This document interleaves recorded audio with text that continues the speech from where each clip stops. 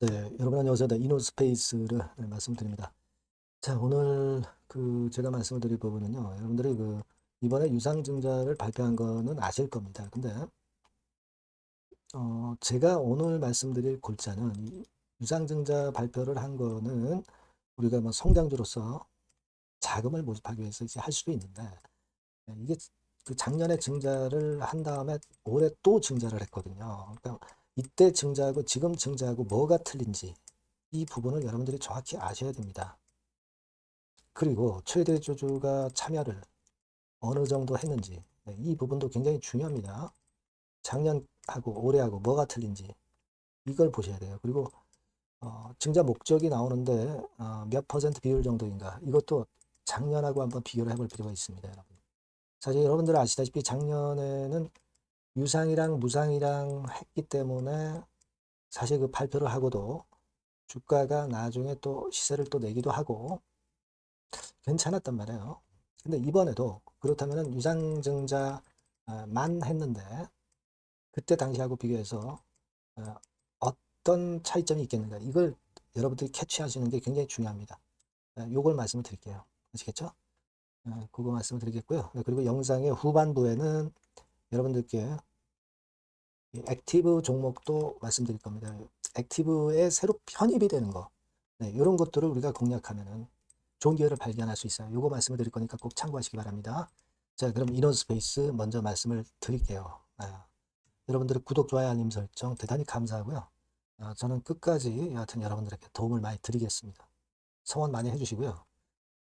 그리고 이제 증자를 발표를 했지만 우주항공 테마와 같이 또 움직이기 때문에 수시로 이걸 봐야 돼요. 그죠? 네, 그리고 이게 수급이 어떻게 되는지 또 증자하고서 주가가 변함에 따라서 우리가 전략을 수정할 수도 있습니다. 그러니까 이게 영상은 시차가 있으니까 직접 실시간으로 말씀드리는 게 굉장히 중요합니다. 그러니까 여러분들이 탈방으로 꼭 들어오세요. 이노 스페이스 입장 이렇게 문자를 주시면 되겠습니다. 제가 끝까지 여러분과 함께 갈 테니까요. 탈방에 초대해 드릴 테니까 문자 주세요. 자, 여러분 증자를 작년에 해놓고 또 했단 말이에요. 도대체 왜 이렇게 자금을 많이 쓰는 거야? 왜 주주한테만 손을 벌려? 이렇게 여러분들이 생각하실 수 있죠. 진짜 그래요.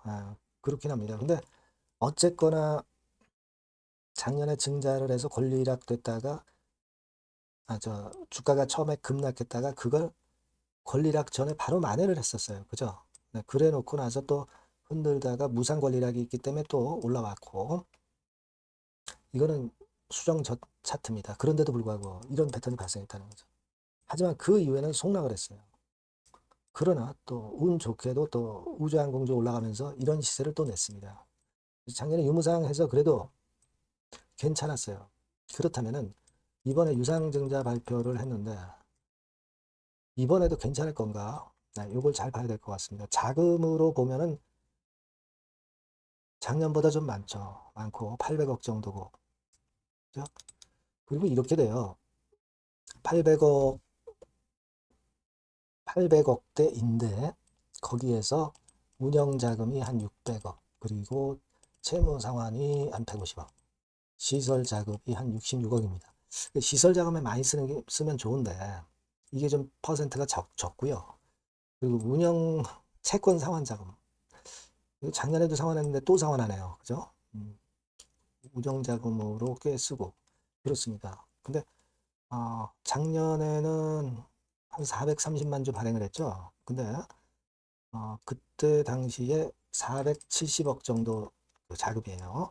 그 중에 운영 자금이 270억 그리고 채무 상환이 150억 시설 자금 50억 뭐 그렇습니다. 시설 자금 정도가 지금보다 조금 더 투자가 많았고요.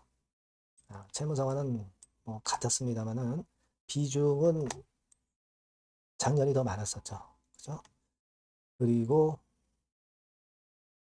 이번에 운영자금 비중이 더 높아요. 그러니까 이번에는 작년에 비교해서 운영자금 비중이 높고 그리고 시설 투자 비중이 조금 작고 그죠? 그리고 채권 상환하는 거는 비중이 좀 작아요. 작년보다. 그런 정도입니다. 예. 여하튼 뭐 지금은 이제 작년에 증자했는데 또 이번에 증자하니까 굉장히 좀 부담이 갈 수 있는 겁니다. 다만 이제 우주항공 쪽에 스페이스X 건에서 이슈가 많고, 그리고 작년과 같은 경우는 어쨌거나 그런 대로 선방했잖아요. 증자 발표하고도. 이번에도 그럴 것에 대한 기대를 좀 주게 되는 그런 느낌은 있어요. 그죠? 어. 다만 지금은 무상증자를 겸비하지 않았죠. 작년과 다르게. 그런 면이 좀 불리하고 뭐 그렇습니다. 그래서 지금 현재 상황으로 보면은, 그리고 저 뭡니까? 아, 그 발사한 것도 그것도 실패를 했고요. 그죠? 네. 나로 그런 약점이 좀 있어요. 그래서 전반적으로 볼 때는 작년보다는 조금은 그 증자했을 때의 주가 탄력이 아주 강력하다라고 보기는 좀 어렵습니다. 그죠? 그리고 최대 주주 지분 투자, 최대 주주의 그 증자에 참여한 거는 작년에 한 7%, 이번에는 보니까 한 5% 정도 돼요. 네. 제가 다 찾아봤습니다. 5%, 5% 정도. 네, 작년보다 그러니까 그 최대 주주 차별이 좀 작죠. 그런 상태예요. 다만 이제 스페이스 X의 상장이 올해 이루어지니까, 자, 이 건에 대한 모멘텀이 좀 살아있기 때문에 이게 좀 주가를 좋게 만들 개연성은 좀 있는 겁니다. 그렇게 생각은 돼요. 그래서 종합적으로 볼 때는 조금은 다소 작년보다 증자가 좀 불리한 감은 없지 않아 있어요. 불리함이 좀 있습니다. 하지만 이 스페이스 X가 그걸 커버할 수 있기 때문에 이 두 가지를 다 같이 병행해서 보면서 우리가 전략을 잡아나가는 게 나을 것 같아요. 그죠? 네, 그렇게 생각을 하고 있습니다. 그래서 지금부터는 그 실전에서 실시간 정보와 자료와 수급을 보고 판단하는 게 굉장히 중요해 보이고요. 제가 그 부분을 도와드릴게요, 여러분. 아시겠죠? 그러니까 여러분들이 이 전번으로 이노스페이스라고 문자를 주셔야 제가 저하고 소통을 할 수 있잖아요. 그죠? 실시간 정보와 사인을 드릴 수 있습니다. 네, 이노스페이스라고 꼭 문자를 주시고요. 무료 텔레그램 방에 들어오셔도 좋아요. 이노스페이스 입장이라고 문자를 주시면 제가 텔방에 초대해드려서 끝까지 여러분과 함께 가면 됩니다. 실시간 정보 사인 드리고요. 그죠? 꼭 문자를 주시면 제가 최선을 다해서 도와드린다는 말씀 다시 한번 드리고요. 그리고 제가 액티브 종목을 말씀드린다고 그랬죠. 지금 말씀드릴 거니까 이거 말씀 잘 듣고 꼭 좋은 매매 하시기 바랍니다. 네, 여러분 이제는 말이죠. 액티브 ETF가 새로 출범하는 거를 여러분들이 잘 알고 이 액티브 종목을 집중 공략을 하셔야 됩니다. 그래서 제가 액티브 종목을 말씀을 드릴 거예요. 그러니까 여러분 요즘 그 지수 ETF를 투자하는 것은요, 네, 이미 한물 가버린 겁니다. 네, 이제는 지수가 한 차례 큰 폭으로 급등했다가 흔드는 그런 패턴이기 때문에 이제는 다시 그 코스닥 쪽에서 출범하는 액티브 ETF를 봐야 돼요. 근데 여러분들이 뭐 ETF를 하라는 말씀이 아니라 그 액티브 ETF에 편입이 될 종목을 해야 된다는 거예요. 예. 그냥 뭐 개인들 사는 종목들이 되는 거 절대 아니고요. 실제로 이 액티브에 편입이 되는 종목들, 네, 이런 종목들만이 차별적으로 또 큰 시세를 낼 거예요. 물론 여러분 코스닥 쪽 액티브 쪽 ETF가 새로 출범하는 겁니다, 여러분.